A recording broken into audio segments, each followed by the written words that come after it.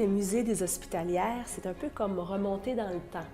On y apprend qui elles étaient et on peut mettre les yeux sur près de 600 objets qui racontent leur histoire et celle de Montréal. Pour tout savoir, je rencontre Mme Louise Verdant, qui est directrice du musée. Les religieuses hospitalières sont fondées en France en 1636 par Jérôme Le Royer de la Dauversière et leur mission première, c'est le soin des pauvres malades. Elles arrivent ici vraiment en pionnières.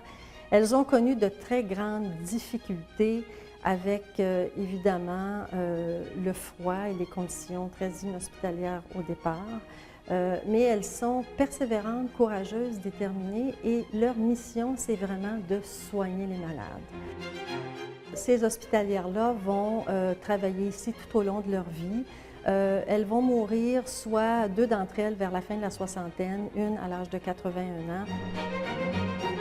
Les sœurs hospitalières, elles existent toujours. Ah mon Dieu, elles existent toujours. Vous savez, depuis 1659, depuis leur arrivée, elles sont toujours demeurées.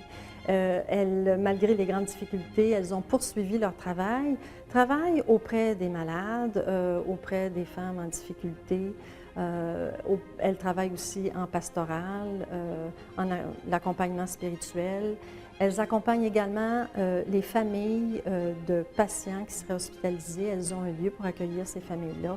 Elles font un travail social, communautaire et spirituel assez extraordinaire.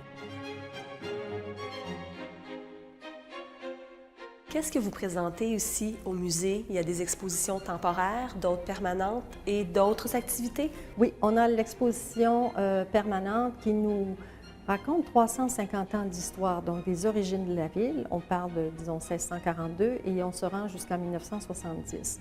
Donc une très belle couverture de cette histoire, mais toujours avec comme fil conducteur le rôle des hospitalières comme infirmières, comme soignantes à l'intérieur du milieu.